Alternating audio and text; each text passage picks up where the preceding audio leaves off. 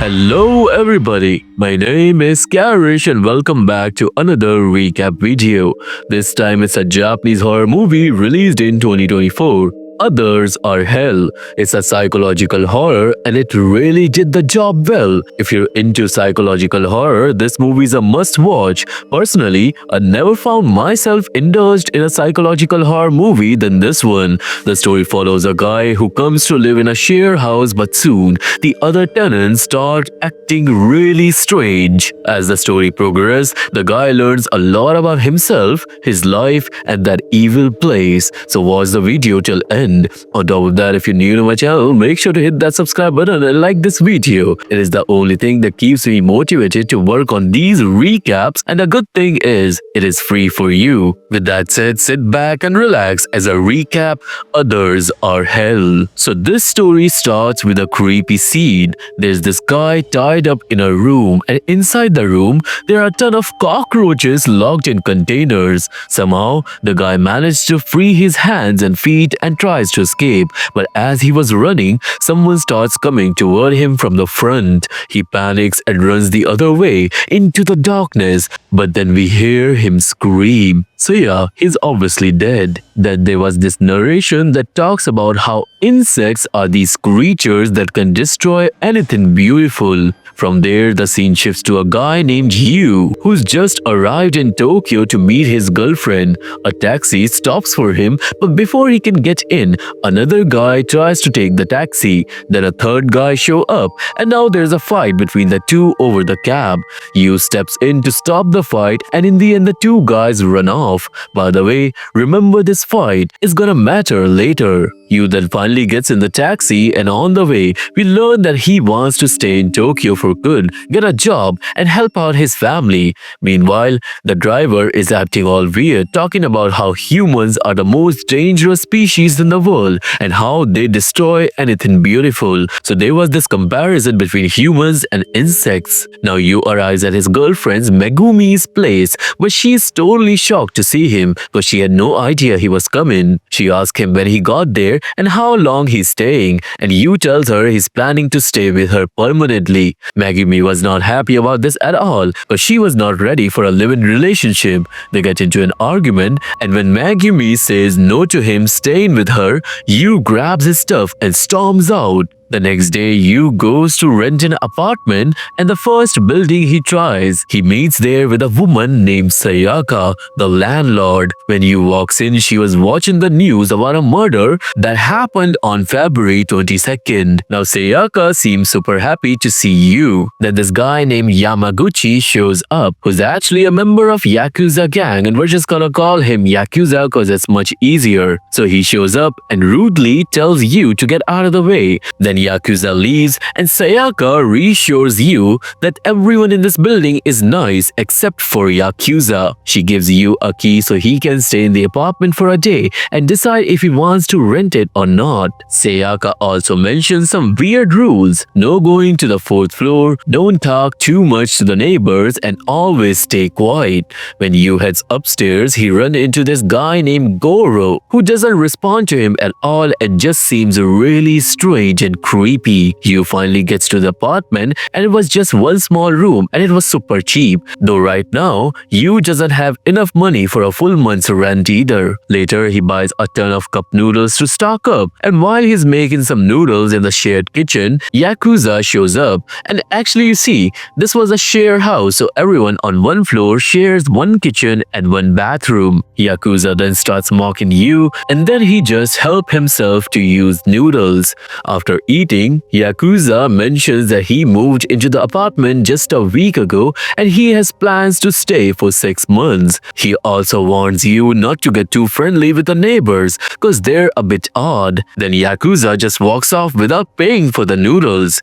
Later that night, while Yu was searching for jobs on his laptop, someone in the neighboring apartment yells at him to keep it down. And get this, the noise they were complaining about was just the sound of his mouse starts clicking. Now suddenly you hear commotion outside. When he goes to check, Yakuza is fighting with this guy named Maru, who seems kinda unhinged. You tries to break it up, and Goro just stands there silently watching everything. Then out of the shadows, this guy named Kirishima shows up. He calmly walks up to you, says hello, and tells him to go back to his room. Kirishima promises he'll handle the fight, so you listens and heads back. You doesn't think too much about it, puts on his AirPods and goes to sleep. But after the fight ends, he decides to take a shower. And on his way back, he notices that Yakuza's door is open, but no one was inside. He closes the door and starts to leave, but then the door swings open again on its own. Curious, you goes inside to check, but suddenly Yakuza appears from the room and he looked totally demonic, like something seriously wrong with him. Then out of nowhere, someone comes up behind Yakuza and brutally murder him. That's when you wakes up and realizes it was just a nightmare. Now obviously you were shaken, so he immediately goes to check Yakuza's apartment, but now it was completely empty. On the floor he finds some blood and he starts panicking, but then Sayaka shows up. She quickly cleans up the blood and tells you that Yakuza moved out, and she thinks it is a good thing because he was a gang member. You was confused because Yakuza had just said yesterday that he was planning to stay for 6 months.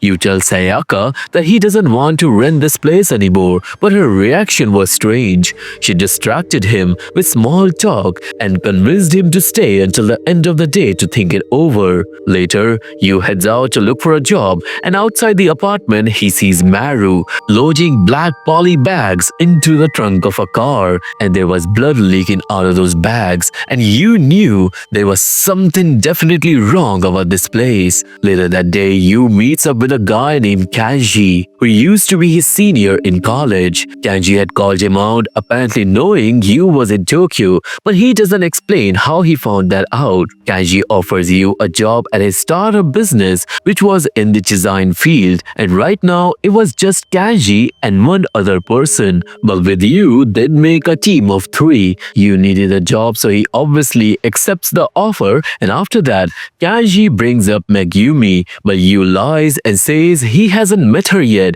which is pretty strange considering he already has. Now on his way back home, you runs into Megumi and they start talking and end up walking to the beach. While they're there, you ask Megumi if she's seeing someone else.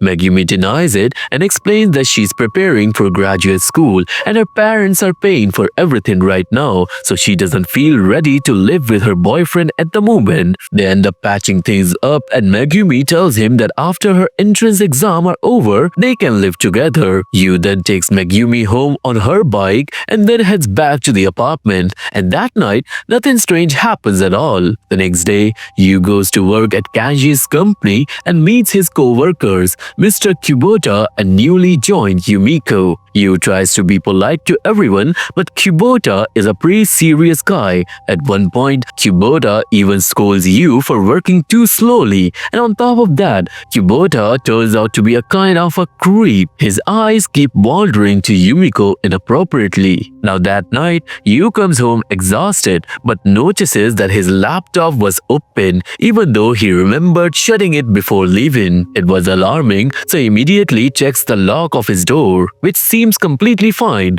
When he asks Sayaka about it, she insists that every room only has one key. After that, Yu goes to the kitchen to eat, but his cup noodles were missing. Kirishima was sitting there eating some meat, and he invites Yu to join him, saying he bought a ton of meat in wholesale. Yu then sits down to eat, but Kirishima's conversation was weird. On the table, there was also a container full of cockroaches. Kirishima starts sharing this bizarre curse story. He explains that in ancient China, there was a saying, if you trap all the poisonous and cursed people in a single box, the only one who survives in the end will be the most cursed and demonic. The cockroach container, he says, represent that idea. The cockroaches will eat and kill each other until one survives. Kirishima then suggests that maybe the same thing is happening in this apartment building. Then Kirishima takes out one of the cockroaches, breaks two of its leg, and put it back in the container. Yu then eats the meat silently, but Kirishima suddenly jokes that it's the meat of Yakuza. Yu immediately feels sick and almost throws up, but Kirishima then laughs and says he was joking, but Yu was completely freaked out and he runs away from the kitchen. Now when Yu was heading back, he crosses paths with Goro, who says, "You're going to end up squirming like a bug in this place." And then Goro locks himself in his apartment and Yu manages to hold back his anger and move on. However, after Yu leaves, Goro comes out again, this time holding a knife, and it becomes really clear that this apartment is full of dangerous, messed up people. The next morning, Yu places a thread on his laptop before leaving, hoping to figure out if someone's been messing with it. Then at work that day, there's a celebration because the team completed an important task on time. However, when Yu sees the meat being served, he can't stop thinking about the events of the previous night, and it makes him feel queasy. Yu gets up and leaves, which doesn't sit well with Kanji. When Kanji asks him about it, Yu requests a 2-3 day leave to move out of his apartment and sort things out. But just then, Yu spots Kirishima randomly appearing in the office, only for him to disappear the next moment. Yu was confused, but then Yumiko arrives and takes both guys back to the group, and Yu ends up drinking way too much. Drunk out of his mind, he asks Kanji if he can crash at his place for the night, but before anything else happens, Yu blacks out. The next morning, he wakes up in his own apartment and notices the thread he had placed on his laptop lying beside it, meaning someone must be inside his room again. Yu then rushes out of his room, and that's when he senses a dark presence around him. When he turns around, he sees a shadowy figure standing near the door, but as he stares at it, the figure morphs into Maru, who starts laughing in a creepy way. Furious, Yu grabs Maru, but then Goro shows up behind him and starts making eerie comments. Yu then leaves Maru and grabs Goro, demanding to know why he entered his room without permission, but Goro says something strange instead. He talks about how this place is meant for people whose lives are already over, people with no hope left. He says happy and successful people don't live in a place like this, and just like other residents, Yu's life is over and there's nothing he can do about it. Hearing this, Yu gets even angrier, but then Kirishima arrives and stops him. Kirishima insists that no one has entered Yu's room and suggests he should probably talk to Sayaka about this instead. And after this, the residents all leave. At this point, Yu can't stand living in this apartment anymore and he tries to run away, but Sayaka stops him on the way. Yu tells Sayaka straight up that he's not staying in this apartment anymore, and the smile instantly vanishes from Sayaka's face, but Yu doesn't care and heads straight to a broker to find another place. Unfortunately, he can't find any affordable apartments, and out of frustration, he buys a paper cutter for his own safety and runs back to the apartment. As soon as he locks the gate, someone starts knocking from the outside. With the paper cutter in hand, Yu nervously opens the door, but it was just a new guy named Ishikawa. He has moved into Yakuza's old room and was only there to borrow a charger, which Yu hands over. The next day, Yu runs into Ishikawa again and decides to tell him the truth about the building before he gets caught up in its mess. Yu warns Ishikawa not to talk to anyone, but the two end up bonding by the end of the day. Turns out, Ishikawa came to Tokyo to become a movie director, and after hearing everything, Ishikawa thanks Yu and leaves for a job interview. That night, Ishikawa then finds Yakuza's wallet in his room, stuffed with all of Yakuza's important belongings. This confirms Yu's suspicion that the residents of the building probably unalived Yakuza, cause no one would just leave their wallet behind like that. The next day, Yu was late for work, and from his interactions with Kubota that day, it becomes clear that Kubota has a really low self-esteem. He was actually jealous of Yu, cause Yu was good good looking, and he assumed that people will naturally like him more. Because of this, Kubota keeps dumping extra work on Yu and even forbids him to talk to him as much as he can. Now, to fix things with Kubota, Yu brings him coffee, but Kubota leaves for home without even drinking it. Poor Yu ends up working late cause of all the work Kubota dumped on him, and it started to make him really angry. After a while, a security guard eventually tells Yu to go home since the building was closing, but instead of heading back, Yu goes to a library to finish his work. All the stress and frustration boil over, and something happens when Yu encounters three rowdy teenagers there. And you must remember this scene because it will matter later in the end. The next day at work, Yu shows up with bruises all over his face, making it pretty obvious he got into a fight with those teenagers. Then when Kubota arrives and sees the spilled coffee from the day before, he gets mad at Yu again, but then Kanji steps in, notices Yu's rough state and gives him a day off, which unfortunately means that Yu has to return to that creepy apartment. When Yu gets back, Sayaka stops him at the entrance and tells him to go out and come back later. Yu gets suspicious and he rushes upstairs instead, and that's when he sees Goro standing outside Ishikawa's apartment holding a knife. The moment Goro spots Yu, he runs away and Ishikawa comes out of his room, and Yu tries to explain what he just saw, but Sayaka shows up and immediately tries to defend Goro. However, this time, things start to spiral out of Sayaka's hand, so Sayaka snaps and starts beating Goro badly, as if she finally believed what Yu had been saying all along. After this, Yu decides to search for Goro's room for the knife, but Sayaka first stops him and asks him in a creepy manner what he will do if he doesn't find a knife. Now, during this discussion, we see Maru, who walks into Goro's room, grabs something and comes out before Yu goes in to find the knife. Yu investigates the entire place but doesn't find the knife, and instead he discovers something even worse. The walls of Goro's room were completely covered in photos of dead bodies. Yu was still determined to find the knife, so he started grilling Goro about where he had hidden it. In response, Goro stripped completely naked in front of everyone to prove he didn't have it on him.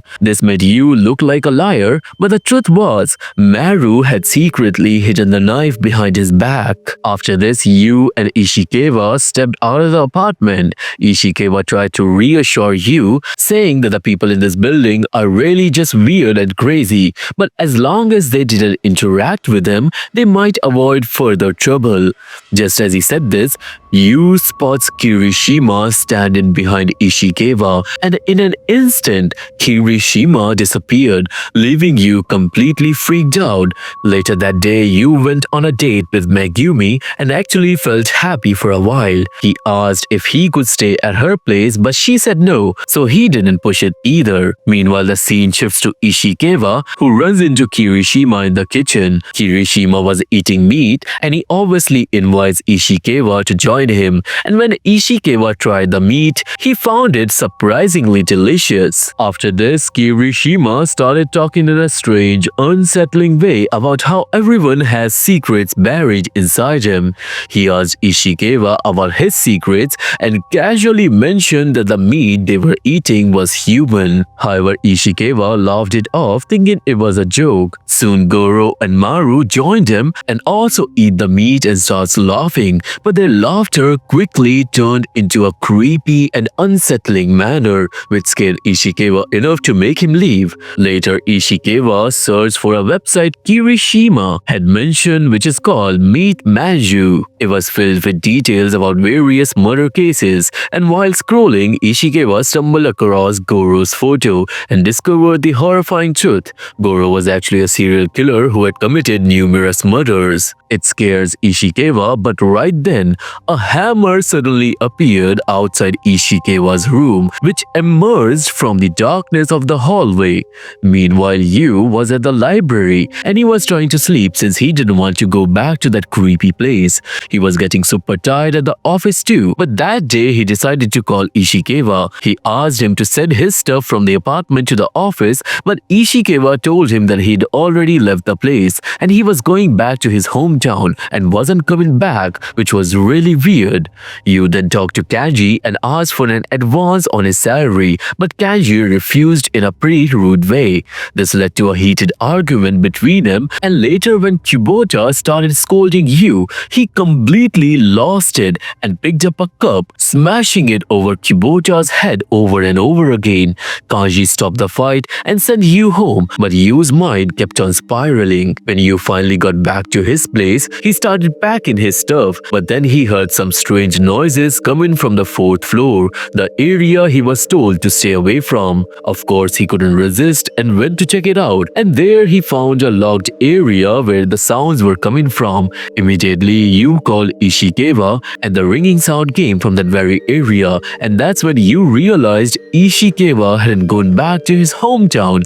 He probably had been killed or captured by the people in this building. Then Kirishima showed up and asked what was going on, but Yu just grabbed his stuff and ran out. However, Maru was blocking the way, but he let Yu go without stopping him. The scene then cuts to the locked area where we see Ishikawa covered in blood being tortured by Goro. Nearby there was a bucket filled with limbs of Yakuza. Now today, Yu goes and sits at a cafe calling Megumi to meet him. He tells her he's going back to his hometown, but Megumi tries to convince him that he can't just give up. He needs to fight for a successful life. Then suddenly, Kanji shows up, sits down and starts talking to Yu. He tries to explain that there are a lot of people like Kubota in the world, but that doesn't mean we should go around beating everyone up. Yu though doesn't like Kanji's attitude at all and starts giving it back to him. Yu gets so mad that he almost attacks Kanji, but Megumi stops him.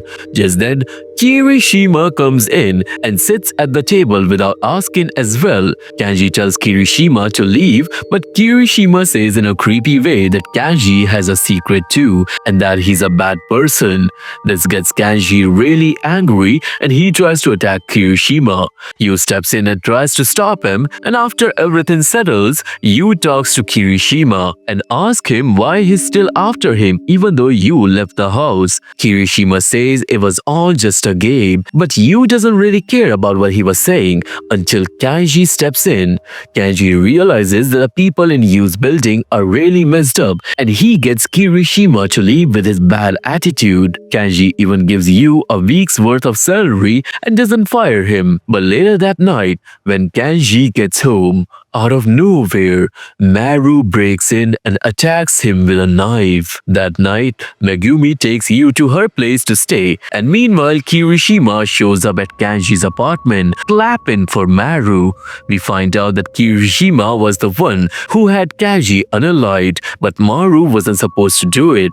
Maru didn't know who Kirishima was, and he didn't live in the apartment either. Maru says he didn't want to kill anyone outside the apartment, which makes Kirishima angry and he kicks Maru out. Then Kirishima finds a wall drawing of Megumi at Kanji's place, which hints that Megumi and Kanji might have some kind of connection. The scene shifts to Megumi's house where she's comforting Yu with a hug, but suddenly Megumi changes into Kirishima and Yu was totally freaked out. Yu starts choking Kirishima in anger, but just in the moment, Kirishima turns back into Megumi, which really shakes Yu up and he starts losing his mental balance. Meanwhile, as Maru dealt with Kanji's body, Kirishima finds footage from the CCTV at Kanji's place, and it turns out that Kirishima had been secretly keeping an eye on Megumi because he had feelings for her.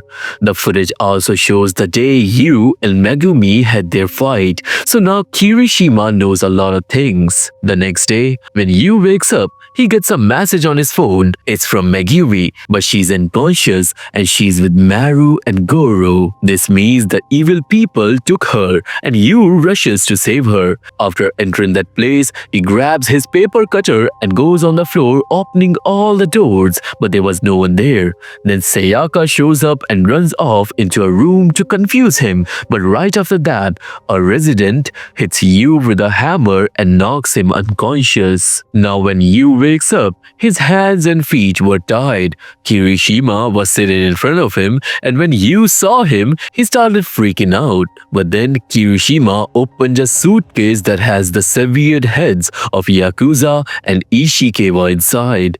That totally shocked Yu, and he started crying, begging Kirishima to unalive him but spare Megumi. Kirishima then told him that he was still stuck in a delusion, and then he walks away. Meanwhile, we see a news broadcast about the murders that happened on February 22nd, which we had heard about at the beginning of the movie too. It turns out Maru was the one who committed those murders. Later, Sayaka shows up to Yu, and she was clearly angry because Yu still hasn't liked her apartment. She then pulls out a knife, but then she heard a noise from outside. Sayaka goes to check it out, and when she gets to the source, she sees that Maru had broken the television in a fit of rage.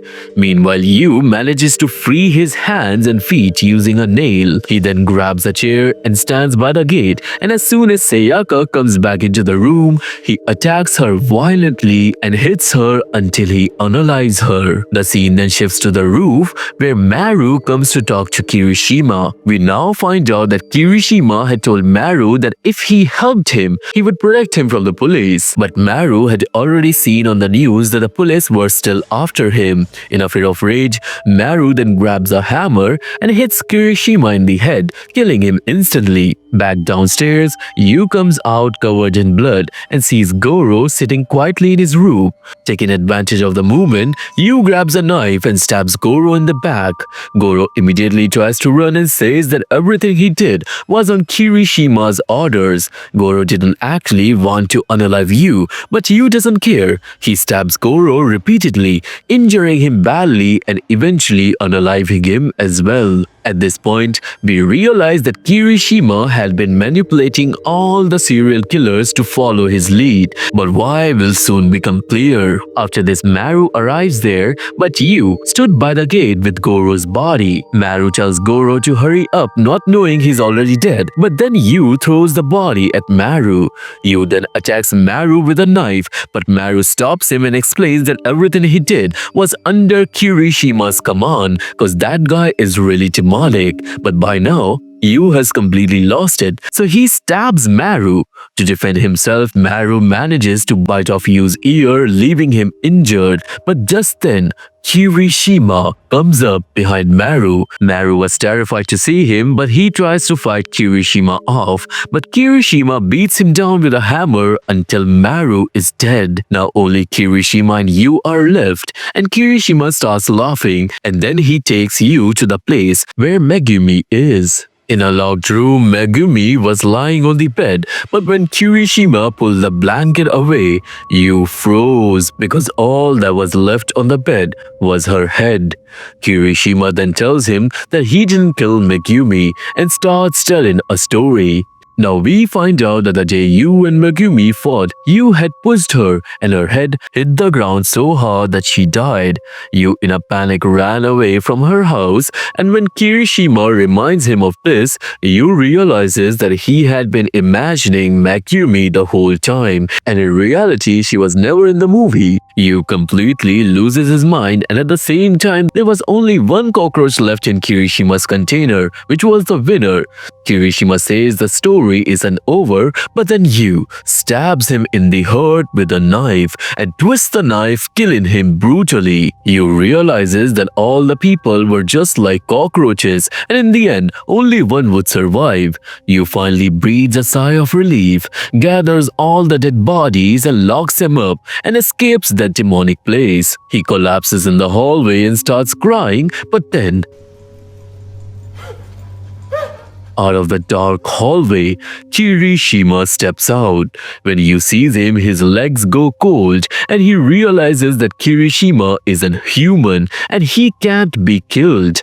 Yu starts running away, screaming and asking what and who Kirishima really is. Kirishima explains that he is what he is, but the real question is who Yu is. Yu is just a human like everyone else. Everyone wants to make others feel small. Everyone wants to conquer the world, even if it means doing whatever it takes. Humans survive by eating each other, and they learn these evil things from each other. Just like in the beginning of the movie, you had seen two men fighting, and later in the movie, you had beaten a teenager senseless. If you remember that scene, after remembering everything and running from Kirishima, Yu tries to save himself, but evil Kirishima chases him and keep on telling him how bad humans can be. In fear, Yu collapses on the road, and the sound of cockroaches starts coming from everywhere. Kirishima was pleased, and he told Yu that he will never be happy by doing bad things. And just then, a car comes and hits Yu. In the next scene, Yu was lying unconscious and injured on the road. Now here we can talk about a theory. Kirishima could be an entity that punishes bad people. That's why Kirishima controlled all the serial killers in the movie, gave them good advice and even stopped them from doing bad things to good people. But at the same time, he killed all the people who had committed crimes. Kirishima might be a human form of karma, an angel, or a demon. What do you think? Let me know in the comments. The scene jumps forward in time where two detectives interview Kubota and then Yumiko and then Yu's mother. Afterward, they head to the hospital to meet Yu, who has finally regained consciousness. During this little interrogation, the detectives tell Yu that the owner of that apartment he was living in stays abroad, and that's why three serial killers, Sayaka, Maru and Goro, were living there, and they were intentionally murdering the tenants. The detective revealed that all the tenants murdered by these serial killers had one thing in common. They either committed a murder themselves or believed they had. They explained that Yakuza committed a murder and he was in jail for a long time, but he was released last year, and Ishikawa had killed his father when he was 8 years old to save his mother, but he wasn't charged for a crime. So all the tenants had a sense of guilt related to murder. In Yu's case, he thought he had committed the murder, but that wasn't true. Then they show him the CCTV footage and the truth was revealed. Actually, Kanji had been watching Yu and Megumi fight, and when Yu ran off after hitting Megumi, Kanji went to Megumi's house. Kanji actually found Megumi alive and conscious, but when she saw him, she got scared, and then in a panic, Kanji strangled her to death. This means Kanji was the real killer, and that's why maybe Kirishima only unalived Kanji and not Yu. We also learned that Kirishima had found Megumi's head in Kanji's fridge, and actually you see, Kanji had been planning to frame Yu for her murder, which is why he gave him that job. Hearing this, Yu feels a bit of relief knowing he didn't kill Megumi, but then he asks the detective about Kirishima. The detective tells him that they've checked everywhere, but there was no one named Kirishima in the world. Not even any blood of his was found inside the building. Yu was completely shocked by this because everyone he met who was connected to Kirishima is now dead. Yu then faints, and after that the doctor and detective talk on the rooftop about how Kirishima could have been a hallucination. Kirishima could have been an angel who came out of the feeling of regret, or maybe he was a demon living inside humans' heart. In the middle of their conversation, suddenly the doctor's voice changed into Kirishima's. The detective gets scared for a moment, but the real mystery behind Kirishima remains a mystery. In the final scene, we see Yu, and Kirishima comes to see him, freeing his hands and feet. Then when the nurse and staff come into Yu's room, Yu attacks him, kills him, and escapes the hospital. After all, he too had become evil after leaving that evil place. And this is where the movie ends. So this was the recap video on the movie Others Are Hell, and I hope you have liked it. If you have, then please subscribe the channel and give this video a thumbs up. I really need your support to grow further. If you want to watch this movie, there's a link to my Telegram channel in the description box. If that link does not work, just go to Telegram and put my channel's name in the search bar. How and when you can find it on Telegram will be revealed on the channel, so go join that. I'm mostly active on Insta, so you can follow me there as well, where I try to reply every message. For now, I see you all in the next one. Till then, stay awake, cause they always see you.